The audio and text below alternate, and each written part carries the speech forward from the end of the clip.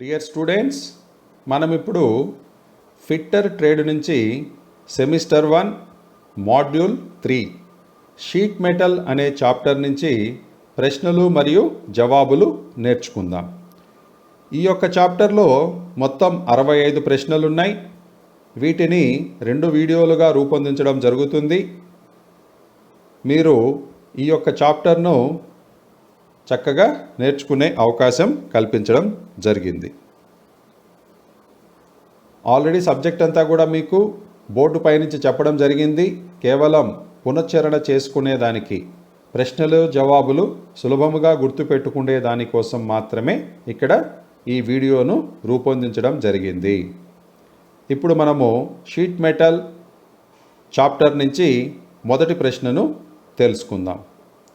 Which cutting fluid used for drilling in cast iron? Cast ఐరన్ను drilling చేయేటప్పుడు ఎలాంటి cutting ద్రవాన్ని వాడతారు? Options: A dry air jet, B soluble oil, C mineral oil, D vegetable oil. అయితే cast iron drill చేయడానికి మనం ఉపయోగించే cutting ద్రవము ఏది అంటే dry air jet. Dry air jet.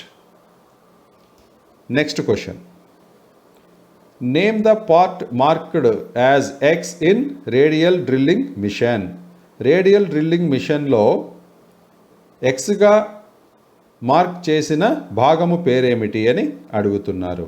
ఇక్కడ ఇది రేడియల్ డ్రిల్లింగ్ మిషన్. మనం ఇంతకుముందు ఒక ప్రశ్న వచ్చింది. ఈ యొక్క స్పిండిలు ముందుకు వెనక్కి అలాంగ్ అనేది ఒక ప్రశ్న వచ్చింది. అక్కడ మనము అట్లా స్పిండిలు అలాంగ్ విత్ ఫీడింగ్ దాని ప్రకారం ముందుకు వెనక్కి జరిగేది ఏమిటి అని అంటే అప్పుడు రేడియల్ డ్రిల్లింగ్ మిషన్ అని చెప్పుకున్నాం. అయితే ఇక్కడ గుర్తించిన భాగము పేరేమిటి అని అంటున్నారు. Options: A base, B spindle, C radial arm, D spindle head. అయితే ఇక్కడ ఆప్షన్ బి స్పిండిల్ అని ఉంది. మీరు తొందరపడి స్పిండిలే కదా అని అక్కడ సెలెక్ట్ చేయకూడదు. దాన్ని ఏమంటామంటే స్పిండిల్ హెడ్ అని పిలుస్తాము. దాన్ని మనం స్పిండిల్ హెడ్ అని పిలుస్తాము. ఇక్కడ చూపించిన ఈ భాగము పేరేమిటి అంటే స్పిండిల్ హెడ్. స్పిండిల్ పై భాగం అన్నమాట ఇది. Next question. Select the spindle speed for HSS. HSS అంటే హై స్పీడ్ స్టీల్ అన్నమాట. HSS drill dia 24 mm and cutting speed V is equal 30 m/min అన్నమాట. To drill mild steel. Mild steel work HS drill బిట్తో drill చేయడానికి spindle speed ఎంత ఉండాలి? Drill bit యొక్క వ్యాసము 24 mm మరియు కటింగ్ స్పీడ్ 30 ఉన్నప్పుడు అని చెబుతున్నారు. దీనికి సరైన సమాధానం ఏమిటి అంటే ఆప్షన్స్ ఏమున్నాయో చూద్దాం. A 275 RPM, B 300 RPM, C 400 RPM, D 450 RPM. అయితే దీనికి సరైన సమాధానం ఏమిటి అంటే option C 400 RPM. 400 RPM. RPM అంటే రెవల్యూషన్స్ పర్ మినిట్. అంటే నిమిషానికి ఎన్ని రెవల్యూషన్స్ తిరుగుతుంది అనేది ఇక్కడ RPM సూచిస్తుంది. Next question. Which one is used to bring the plates closely together after inserting the rivet in the hole? Plates జత చేసేటప్పుడు రివిట్ను రంధ్రంలో ఉంచిన తరువాత ప్లేట్స్ను దగ్గరగా ఉంచడానికి ఏమి వాడతారు? Options: A drift, B dolly, C rivet set, D caulking tool. అయితే ప్లేట్స్ను జత చేసేటప్పుడు మనం రివిటింగ్ చేయవలసిన రివిట్ను రంధ్రంలో ఉంచిన తర్వాత ప్లేట్స్ను దగ్గరగా, లూజ్గా ఉండకూడదు, ప్లేట్స్ దగ్గరగా ఉండాలి. అలా దగ్గరగా ఉంచడానికి మనం ఏమి వాడతాము అంటే రివిట్ సెట్ను వాడతాము. రివిట్ సెట్ను వాడి మనము ప్లేట్స్ను దగ్గరగా ఉంచుతాము. Next question. What is the use of bent snips? Bent snips యొక్క ఉపయోగం ఏమిటి? Options: A, groove cut, groove cut చేసేదానికి ఉపయోగిస్తామా? B, zigzag cut, zigzag cutting చేసేదానికి ఉపయోగిస్తామా? C, straight cut, straight cut చేసేదానికి ఉపయోగిస్తామా? డి, సర్క్యులర్ కట్, గుండ్రంగా, సర్క్యులర్ కట్ అంటే గుండ్రంగా కట్ చేసేదానికి ఉపయోగిస్తామా? దేనికోసం అడుగుతున్నారు? బెంట్ స్నిప్స్ అని చెబుతున్నారు. What is the use of bent snips? Bent snips యొక్క ఉపయోగం ఏమిటి అంటే to cut circulars, circular cutting కొరకు బెంట్ స్నిప్స్ను ఉపయోగిస్తాము. Next question. Name the part of lever shear marked as X. Lever షియర్లోని ఎక్స్గా మార్పు చేయబడ్డ పార్ట్ ఏమిటి? ఇక్కడ బొమ్మ అయితే మనకు కనిపించట్లేదు. ఈ బొమ్మ ఏ విధంగా ఉంది అంటే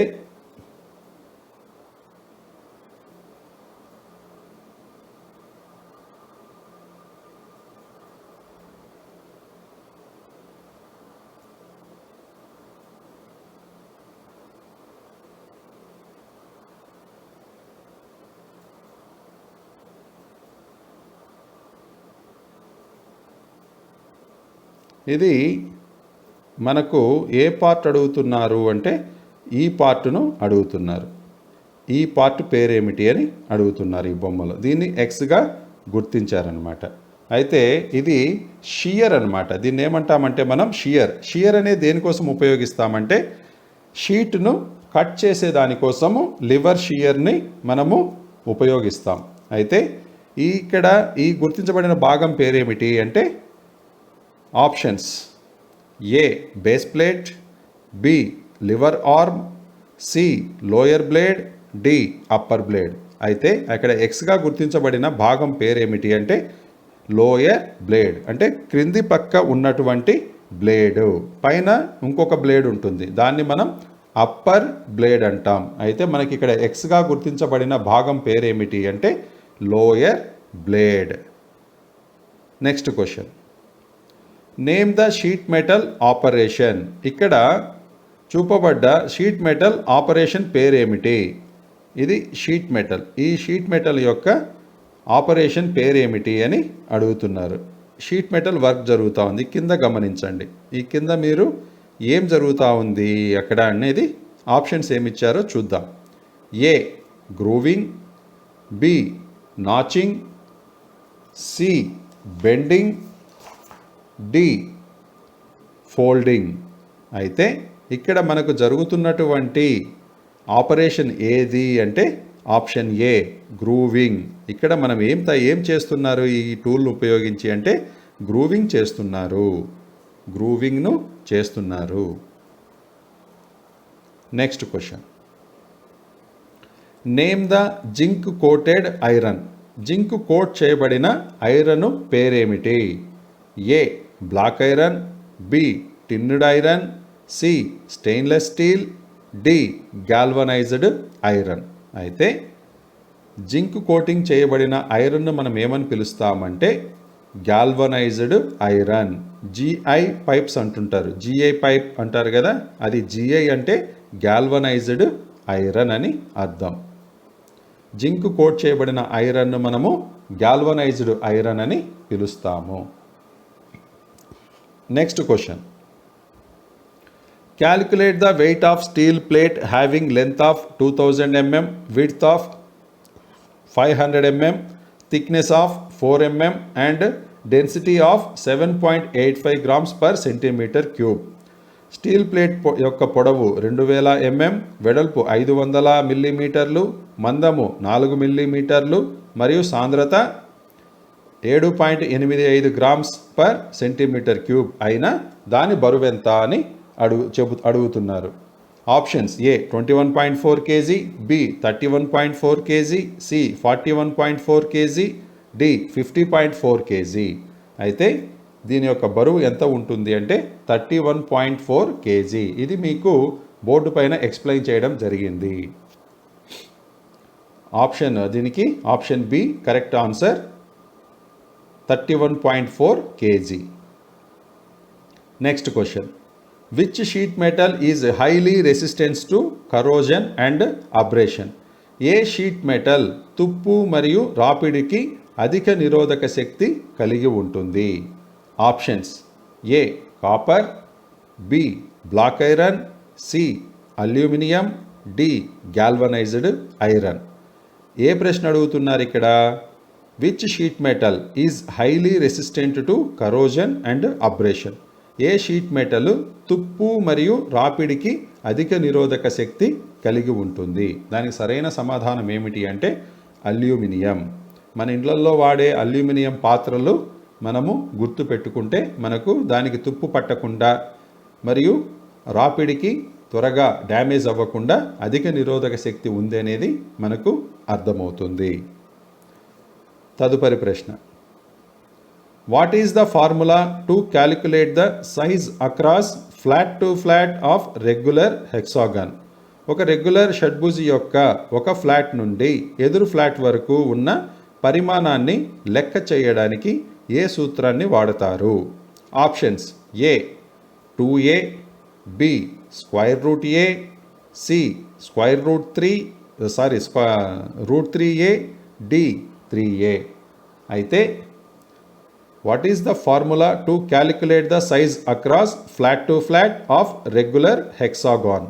ఒక రెగ్యులర్ షడ్భుజి యొక్క ఒక ఫ్లాట్ నుండి ఎదురు ఫ్లాట్ వరకు ఉన్న పరిమాణాన్ని లెక్క చేయడానికి ఏ సూత్రాన్ని వాడతారు అంటే దానికి సరైన సమాధానం ఏమిటి అంటే √3a. √3a. Next question: what is the use of stakes in sheet metal work? Sheet metal వర్క్లో స్టేక్స్ యొక్క ఉపయోగం ఏమిటి? Options: A rest of work రెస్ట్గా ఉంచడానికి, బి సపోర్టింగ్ పీస్, ఇది సపోర్ట్ పీస్గా ఉపయోగపడుతుందా, సి షార్ప్ చేయడానికి పదును పెట్టడానికి ఉపయోగిస్తామా, డి ఫోల్డింగ్ షేప్స్, ఫోల్డింగ్ చేసి తద్వారా ఫోల్డింగ్ చేయడం అంటే బెండ్ చేయడం, ఫోల్డింగ్ చేసి షేప్స్ను తేవడానికా అని అడుగుతున్నారు. అయితే షీట్ మెటల్ వర్క్లో స్టేక్స్ను మనం ఎందుకు ఉపయోగిస్తాము అంటే దీన్ని మనం సపోర్టింగ్ టూల్గా ఉపయోగిస్తాము. సరైన సమాధానం ఏమిటి అంటే ఆప్షన్ బి సపోర్టింగ్ పీస్. దీన్ని మనము సపోర్ట్ పీస్గా పెట్టి పైపక్క మనము షీట్ మెటల్ను పెట్టి ఆ షీట్ను మనము కావాల్సిన షేప్లోకి మారుస్తామన్నమాట. దాని కొరకు కింద మనము సపోర్టింగ్ పీస్గా వాడతాం. స్టేక్స్ అనేటివి పలు రకాలుగా ఉంటాయి, అంటే పలు షేప్స్లో ఉంటాయి, పలు ఆకారాలు కలిగి ఉంటాయి. ఆ అవసరమైన ఆకారాన్ని తీసుకొని మనము సపోర్టింగ్గా పెట్టుకొని దాని ద్వారా మనం షీట్ మెటల్ను కావాల్సిన షేప్లోకి మారుస్తాం. అటువంటి దాన్నే మనము స్టేక్ అని పిలుస్తాము. దీన్ని మనము సపోర్టింగ్ పీస్గా ఉపయోగిస్తాం, stake. Next question: what is the material of solder యొక్క పదార్థం ఏమిటి? Options: A welding rod, B synthetic element, C pure metal or alloy, స్వచ్ఛమైన మెటల్ లేదా మిశ్రమం, అలాయ్ అంటే మిశ్రమం, డి నాన్ మెటాలిక్ ఎలిమెంట్, ఇది లోహం కాని మూలకం అన్నమాట, ఇది మెటల్ కాదు. అయితే మెటల్ కానప్పుడు మనము సోల్డరింగ్ చేసే అవకాశం లేదనమాట.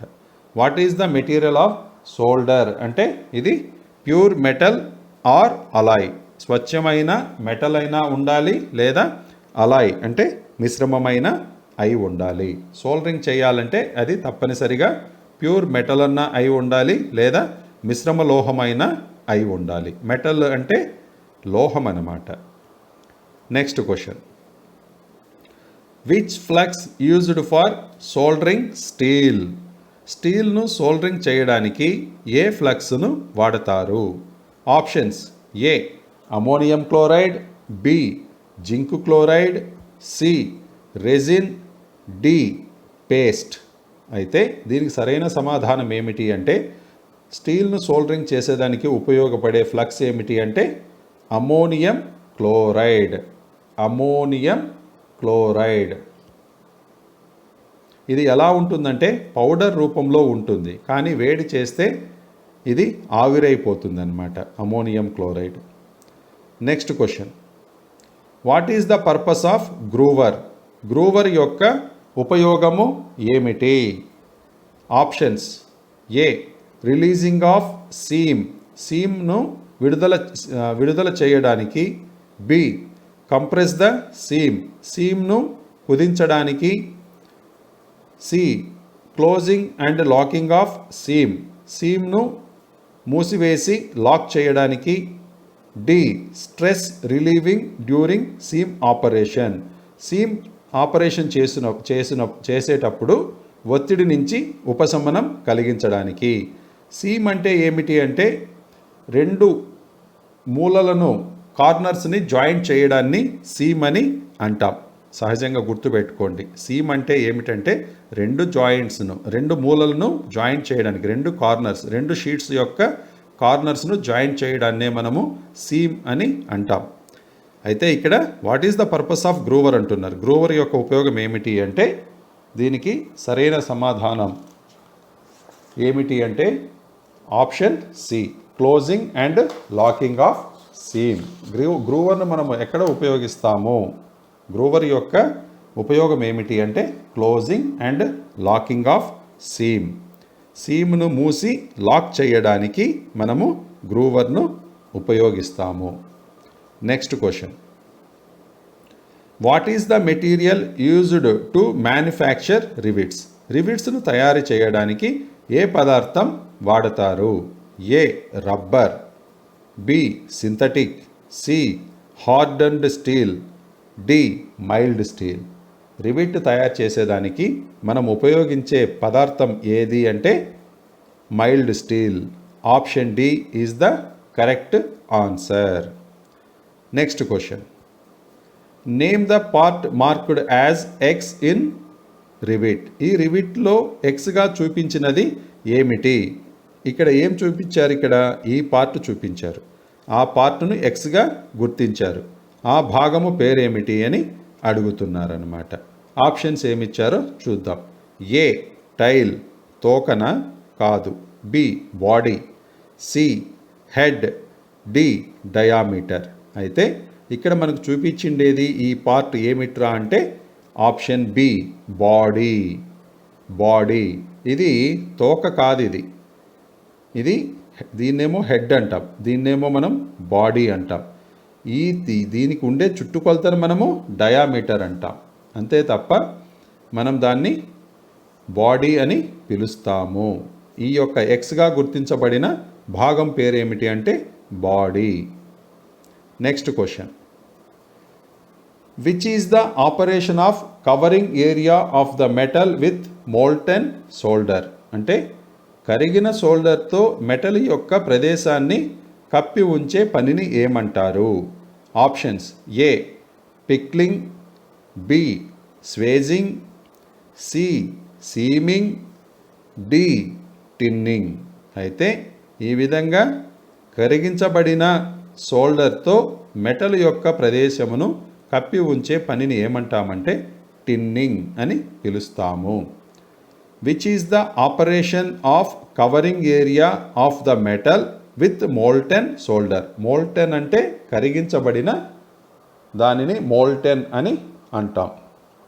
ఇక్కడ ఏమడుగుతున్నారు? మోల్టెన్ సోల్డర్, కరిగించబడిన సోల్డర్. అటువంటి దాన్ని మనం ఏమంటామంటే టిన్నింగ్ అని పిలుస్తాము. Next question, which rivet is used in heavy structural work? భారీ నిర్మాణ పనిలో ఏ రివిట్ను వాడతారు? హెవీ స్ట్రక్చరల్ వర్క్లో ఉపయోగించే రివిట్ ఏది? Options: A, pan head rivet. B, snap head rivet. C, countersunk rivet. D, conical head rivet. అయితే భారీ స్ట్రక్చరల్ పనులలో, భారీ నిర్మాణ పనిలో మనం ఉపయోగించే రివిట్ ఏది అంటే pan head rivet. Pan head rivet. Next question, what is the name of tool is used to support the snap head rivet? Snap head రివిట్కు మద్దతు ఇచ్చే టూల్ పేరు ఏమిటి? Options: A, dolly. B, drift. C rivet set, D rivet snap. అయితే snap head రివిట్కు మద్దతు ఇచ్చే tool ఏది అంటే ఆప్షన్ ఏ డాలీ.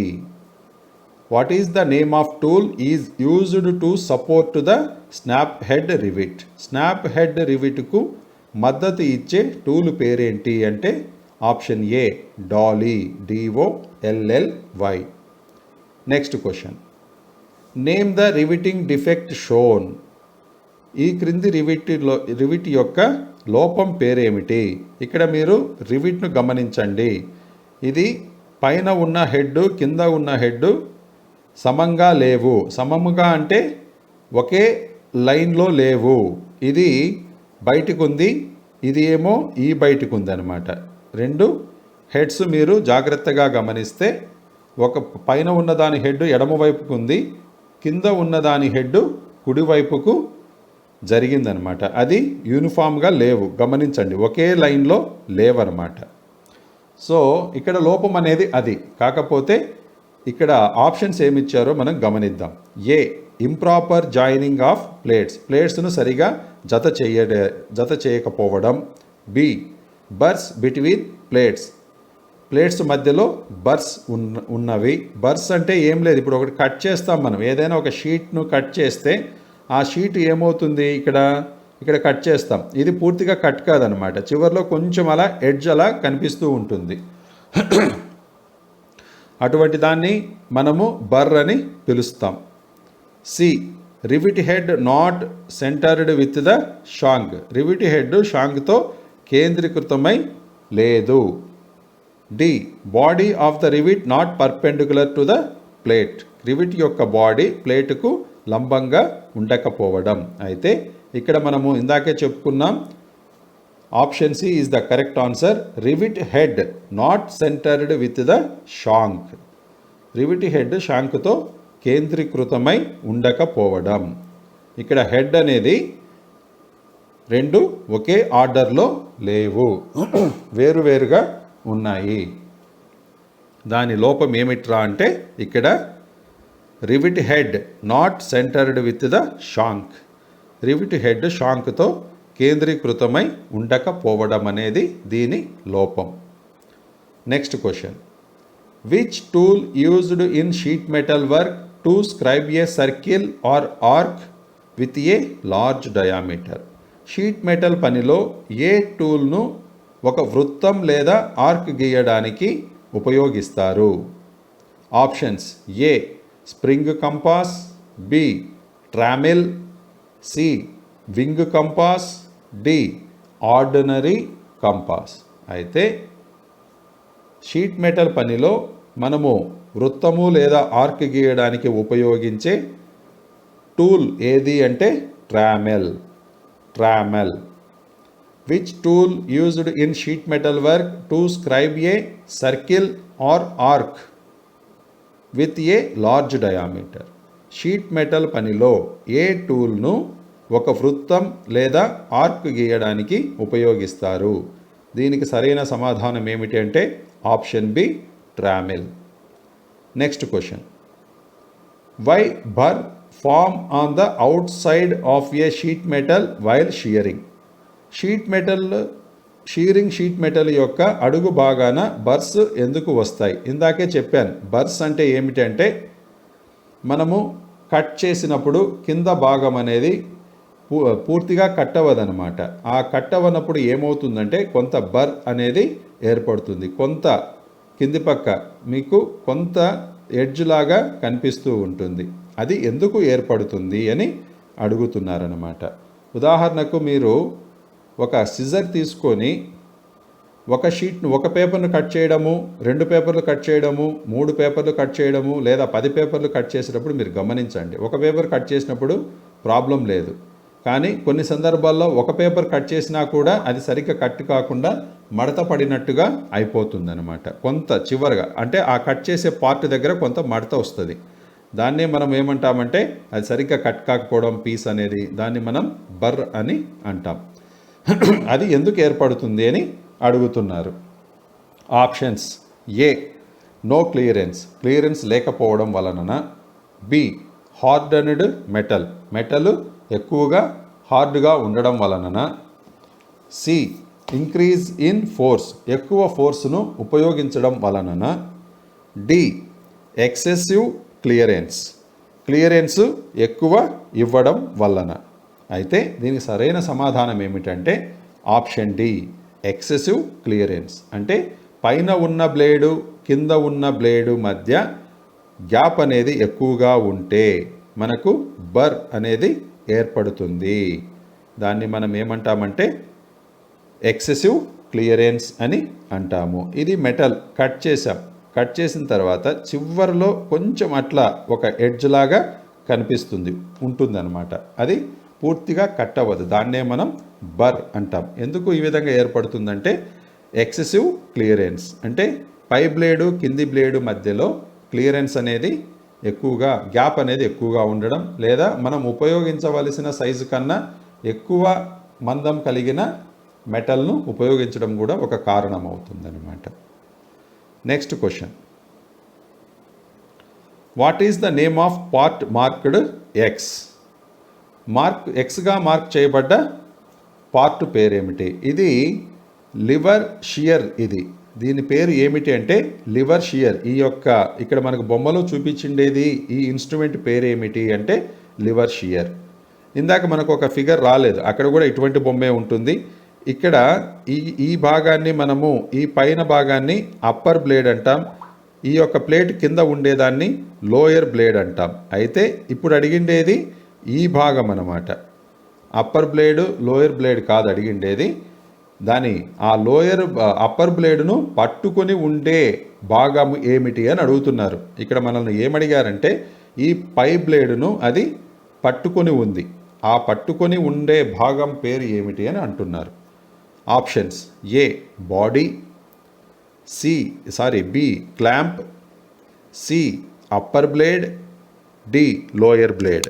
అయితే అప్పర్ బ్లేడు లోయర్ బ్లేడ్ అనేవి ఇందాకే చెప్పుకున్నాం. అయితే ఇది అప్పర్ బ్లేడును పట్టుకొని ఉంది, దాన్ని మనం ఏమంటామంటే క్లాంప్ అని పిలుస్తాము. ఈ భాగాన్ని మనము క్లాంప్ అని పిలుస్తాం. ఈ భాగం వచ్చేసి అప్పర్ బ్లేడ్, ఈ కింద ఉండేది లోయర్ బ్లేడ్ అనమాట. ఆ షీట్ పైన ఉండేదేమో అప్పర్ బ్లేడ్, దానికి ఆనుకొని క్రింద ఉండేది లోయర్ బ్లేడ్. నెక్స్ట్ క్వశ్చన్, అయితే ఇక్కడ ఈ బొమ్మలో చూపించిన భాగం పేరేమిటి అంటే clamp. Option B clamp. What is the use of groover in sheet metal work? Sheet metal వర్క్లో గ్రూవర్ యొక్క పనేమిటి? ఇందాకే చెప్పుకున్నాం మనము, ఇది ప్రశ్న మళ్ళీ రిపీట్ అయ్యింది. Okay, option A releasing of సీమ్ను విడుదల చేయడానికి. ఆప్షన్ బి కంప్రెస్ ద సీమ్ను కుదించడానికి. సి ఆప్షన్ క్లోజింగ్ ఆఫ్ సీమ్ను మూసివేసి లాక్ చేయడానికి. అక్కడ closing and locking of seam అని వచ్చింది, ఇక్కడ కేవలం క్లోజింగ్ ఆఫ్ సీమ్ అని మాత్రమే ఇచ్చారు. అయినప్పటికీ దీనికి సరైన సమాధానం ఏమిటి అంటే క్లోజింగ్ ఆఫ్ సీమ్. గ్రూవర్ ఎందుకు ఉపయోగిస్తారు షీట్ మెటల్ వర్క్లో అంటే to close the seam. What is the use of groover in sheet metal work? Sheet metal వర్క్లో గ్రూవర్ యొక్క పనేమిటి? Option C closing of seam, లేదా closing and locking of seam అని కూడా మనము చెప్పుకుంటాం. ఇదే ప్రశ్న ఇదే షీట్ మెటల్ చాప్టర్లో ముందు మనం చెప్పుకున్న దాంట్లో వచ్చింది. Next question, which rivets are used in light assembly work? ఏ రివిట్స్ను లైట్ అసెంబ్లీ వర్క్లో ఉపయోగిస్తారు? ఇందాక హెవీ స్ట్రక్చరల్ వర్క్ అని ఒకటి మనము చెప్పుకున్నాం, అక్కడ మనము పాన్ హెడ్ రివిట్ను ఉపయోగిస్తారని చెప్పుకున్నాం హెవీ స్ట్రక్చరల్ వర్క్లో. ఇక్కడ ఏమడుగుతున్నారు అంటే లైట్ అసెంబ్లీ వర్క్ అంటే తేలికపాటి పని అన్నమాట ఇది. ఇక్కడ ఏ యొక్క రివిట్ని వాడతారు, ఏ రకమైన రివిట్ని వాడతారు అంటే ఆప్షన్స్ ఏమి ఇచ్చారో చూద్దాం. A pan head rivet, B snap head rivet, C countersunk rivet, D conical head rivet. అయితే తేలికపాటి అసెంబ్లీ పనిలో మనం ఉపయోగించే రివిట్ ఏమిటి అంటే కోనికల్ హెడ్ రివిట్. అదే భారీ స్ట్రక్చరల్ వర్క్స్ అయితే పాన్ హెడ్ రివిట్ వాడతాం. ఇక్కడ తేలికపాటి అసెంబ్లీ వర్క్ కాబట్టి, అసెంబ్లీ అంటే జత చేయడం, అసెంబ్లీ అంటే ఏమిటి, జత చేసే పని, అయితే అది లైట్గా ఉంది అంటే తేలికపాటి పని అన్నమాట. అటువంటి చోట మనం ఏం ఉపయోగిస్తాము అంటే కోనికల్ హెడ్ రివిట్ను ఉపయోగిస్తాము. Next question, what is the tool used to form the other end of rivet head? Rivet head యొక్క వేరొక కొనను చేయడానికి ఏ టూల్ను వాడతారు అంటే ఇక్కడ ఏం చెప్తున్నారు, rivet head what is the tool used to form the other end of the rivet head? Rivet head యొక్క వేరొక కొనను చేయడానికి ఏ టూల్ను వాడతారు? Options, A dolly, B drift, C rivet set, D rivet snap. దీనికి సరైన సమాధానం ఏమిటి అంటే rivet snap. Option D rivet snap.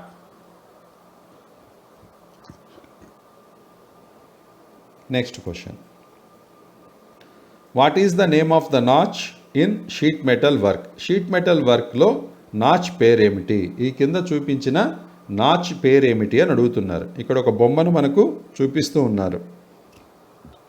ఆ బొమ్మలో చూపించిన నాచ్ పేరేమిటి అని అడుగుతున్నారు. Options, A V notch, B slant notch, C square notch, D straight notch. అయితే ఇక్కడ ఈ బొమ్మలో చూపించినటువంటి నాచ్ పేరేమిటి అంటే స్క్వైర్ నాచ్. Square notch. దీని పేరు మనం ఏమని పిలుస్తాము అంటే స్క్వైర్ నాచ్. అది వి షేప్లో లేదు. స్లాంట్ అంటే ఏమిటి, ఏటవాలుగా ఉండడాన్ని స్లాంట్ అంటారు. ఇది స్లాంట్ లేదు, ఇది స్క్వైర్ నాచ్ అన్నమాట. దీని పేరు ఏమిటి అంటే square notch. Next question, what type of mallet used for hollowing panel beating? Hollowing ప్యానల్ను చేయడానికి ఏ మ్యాలెట్ను ఉపయోగిస్తారు? ఇక్కడ ఏం చెప్తున్నారు, హాలోయింగ్ ప్యానల్ అని అంటున్నారు. అది కూడా ఏం చెప్తున్నారు, హాలోయింగ్ ప్యానల్ బీటింగ్ అంటున్నారు. హాలో అంటే ఏమిటి, లోపల డొల్లగా ఉండడాన్ని మనము హాలో అంటాం. డొల్ల అనేది ఎక్కడ ఉంటుంది, పైపులో ఉంటుందన్నమాట. హాలో ప్యానల్ అంటే ఏమిటంటే డొల్లగా ఉండడము. అటువంటి చోట కొట్టడానికి మనము ఏ మ్యాలెట్ను ఉపయోగిస్తామని అడుగుతున్నారు. హాలోయింగ్ ప్యానల్ను బీట్ చేయడానికి ఏ మ్యాలెట్ను ఉపయోగిస్తారు, కొట్టడానికి ఏ మ్యాలెట్ని ఉపయోగిస్తారు? Options, A brass mallets, B rubber mallets, C wooden mallet, D bossing mallets. అయితే హాలోయింగ్ ప్యానల్ బీట్ చేయడానికి, హాలోయింగ్ ప్యానల్స్ను కొట్టడానికి మనం ఉపయోగించే మ్యాలెట్ ఏది అంటే bossing mallets. Bossing mallets. Next question, what is the fault in riveting? ఇక్కడ చూపించిన రివిటింగ్లో లోపం ఏమిటి అని అడుగుతున్నారు. రివిటింగ్లోని లోపం ఏది? ఇక్కడ మీరు గమనించవచ్చు, ఇటు సైడు కొంత ఎడ్జ్ తీసుకునింది రివిట్ అనేది. అక్కడ ఏమైపోయింది, లోపల గమనించండి, ఇక్కడ గ్యాప్ పడిపోయింది అనమాట. అంటే రివిట్ అంతా కూడా ఒకటే చోట లేదనమాట, అంటే ఒకే యూనిఫామ్గా లేదు. ఇక్కడేమో కొంచెం ఇటుపక్కకు వచ్చేసింది, ఒక ప్లేట్లోనేమో కుడివైపుకు వచ్చేసింది, ఈ విధంగా కింది ప్లేట్లోనేమో ఎడమ వైపుకు కొంచెం వచ్చిందనమాట లోపల. దాన్ని మనము ఏమని పిలుస్తాము అంటే A burrs between plates, plates మధ్యలో బర్స్ ఉన్నాయా. B rivet head not centred, rivet head కేంద్రంగా లేదా, అంటే కేంద్రీకృతం అంటే సెంటరింగ్ లేదా అని అంటున్నారు. C too much allowance given, అంటే అలవెన్స్ ఎక్కువగా ఇవ్వడం జరిగిందా. D holes on the plate are not in line, plate యొక్క రంధ్రాలు సరైన క్రమంలో లేకపోవడం. Yes, option D is the correct answer. అంటే ఈ రెండు ప్లేట్స్లో ఉన్న హోల్స్ అనేటివి ఒక లైన్లో లేవు, లేదా సమంగా లేకపోవడం కూడా అవ్వవచ్చు. అంటే holes on the plates are not in line, ఆ రెండు ప్లేట్స్ యొక్క రంధ్రాలు లైన్లో లేవు. అంటే లైన్లో లేవంటే ఏమిటి? రెండు సరిగా కరెక్ట్గా ఆ గ్యాప్ సెంటరింగ్ చేసుకొని పెట్టలేదు అని అర్థం అన్నమాట. Holes on the plate are not in line. In line అంటే సరైన దారిలో లేవు అని అర్థం అన్నమాట. Next question. Which stake is used to form an arc of a circle bevelled along one side? ఒకవైపు వంగి ఉన్న వృత్తం యొక్క ఆర్క్ను చేయడానికి ఎలాంటి స్టేక్ను వాడతారు? ఇక్కడ ఏం చెప్తున్నారు? Arc of a circle bevelled అంటున్నారు. సర్కిల్ అంటే ఏమిటి? ఇక్కడ ఆర్క్. సర్కిల్ యొక్క ఆర్క్ అంటే ఎలా ఉంటుంది? ఇలా ఉంటుందన్నమాట. సర్కిల్ యొక్క ఆర్క్. సర్కిల్ అంటే ఏంటి? మనకు పూర్తిగా ఉంటుంది. అయితే ఆర్క్ అనేది ఇలా ఉంటుంది. అయితే ఒకవైపు వంగి ఉన్న వృత్తం యొక్క ఆర్క్ను చేయడానికి ఎలాంటి స్టేక్ను వాడతారు అని అడుగుతున్నారు. Options: A funnel stake, B hatchet stake, C half moon stake, D beak or bick iron. అయితే ఇక్కడ మనల్ని అడిగిన ప్రశ్న ఏమిట్రా అంటే ఒకవైపు వంగి ఉన్న వృత్తం యొక్క ఆర్క్ను చేయడానికి ఎలాంటి స్టేక్ను వాడతారని అడుగుతున్నారు. సో ఆటోమేటిక్గా మనకు హాఫ్ మూన్ స్టేక్. ఎందుకంటే ఇక్కడ మనకు ఆర్క్ ఆఫ్ ఏ సర్కిల్ చేయడానికి అడుగుతున్నారు కాబట్టి మనకు హాఫ్ మూన్ అంటే ఏమిటి? అర్ధచంద్రాకారము. హాఫ్ మూన్ అంటే అర్ధచంద్రాకారంలో ఉండేదాన్ని మనము హాఫ్ మూన్ అని అంటాము. ఫుల్ మూన్, హాఫ్ మూన్ ఇలా చెప్పుకుంటూ ఉంటాం కదా మనము. అంటే ఫుల్ మూన్ అంటే ఏమిటి? మనకు ఆ రోజు వెన్నెల ఎక్కువగా ఉంటుందన్నమాట. పున్నమి అంటాం దాన్ని. ఫుల్ మూన్ డే అని మనము పిలుస్తాం. పౌర్ణమి లేదా పున్నమి అని పిలుస్తాం. అయితే ఇక్కడ హాఫ్ మూన్ స్టేక్ అని ఎందుకు అంటామంటే ఆర్క్ ఆఫ్ ఏ సర్కిల్ కాబట్టి ఇక్కడ మనము హాఫ్ మూన్ స్టేక్ను ఉపయోగిస్తాం. Next question. What is the name of supporting tool in sheet metal work? ఇక్కడ షీట్ మెటల్ వర్క్లో ఇక్కడ ఉపయోగించే సహాయక టూల్ పేరు ఏమిటి అని అడుగుతున్నారు. Options: A hatchet stake, B funnel stake, C half moon stake, D round bottom stake. అయితే ఇక్కడ మనం గమనించాల్సిన అంశం ఏమిటి? మొదట ఈ బొమ్మను చూడాలి. ఈ బొమ్మలో మనకు ఎలా ఉంది షేప్ ఇక్కడ అంటే రౌండ్ షేప్లో ఉందన్నమాట. దీన్ని మనం ఏమని పిలుస్తాము అంటే రౌండ్ బాటమ్ స్టేక్ అని పిలుస్తాము. ఈ స్టేక్ను మనము, స్టేక్ అనేది ఎందుకు ఉపయోగపడుతుంది? సపోర్టింగ్ టూల్గా ఉపయోగపడుతుంది. స్టేక్ ఎక్కడ ఉపయోగిస్తామంటే మనం షీట్ మెటల్ వర్క్లో దాన్ని సపోర్టింగ్ టూల్గా ఉపయోగిస్తాము. ఇక్కడ చూపించినటువంటి స్టేక్ ఏదిరా అంటే round bottom stake. Next question. What is the name of the joint in sheet metal? ఇక్కడ షీట్ మెటల్లో ఒక జాయింట్ ఇచ్చారు. ఆ జాయింట్ పేరు ఏమిటి అంటున్నారు. ఈ జాయింట్ మీకు కనిపిస్తుంది అనుకుంటాను. ఇలా ఉంది. ఇది ఇలా ఉంది ఒకటి షేపు. రెండవ షేప్ వచ్చేసి ఇలా ఉందన్నమాట. దీని పేరు ఏమని అంటారు అని అంటున్నారు. సో ఇక్కడ మనకు ఆప్షన్స్ ఏమి ఇచ్చారంటే A grooved joint, B pane down joint, C knocked up joint, D double grooved joint. అయితే ఈ బొమ్మలో చూపించినటువంటి జాయింట్ పేరు ఏమిటి అంటే ఇక్కడ గమనించండి. ఇదొకటి ఈ రెండు ఒకటి అనమాట. పైన ఇలా ఉంది, లోపల వచ్చేసి ఇదొకటిగా ఉంది, ఇదొకటిగా ఉంది. అంటే రెండు ఉన్నాయన్నమాట అక్కడ. సో దాన్ని ఏమంటామంటే మనము డబుల్ గ్రూవ్డ్ జాయింట్ అని పిలుస్తాము. Double grooved joint. Next question. What is the maximum cutting capacity of snip? Snip యొక్క గరిష్ట కటింగ్ సామర్థ్యం ఎంత అంటున్నారు.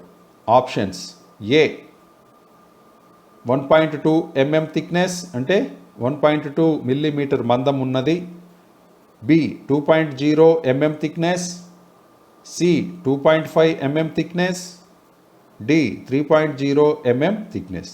అయితే కటింగ్ కెపాసిటీ ఆఫ్ స్నిప్ యొక్క గరిష్ట కటింగ్ సామర్థ్యం ఎంత ఉంటుందంటే ఆప్షన్ ఏ 1.2 mm థిక్నెస్.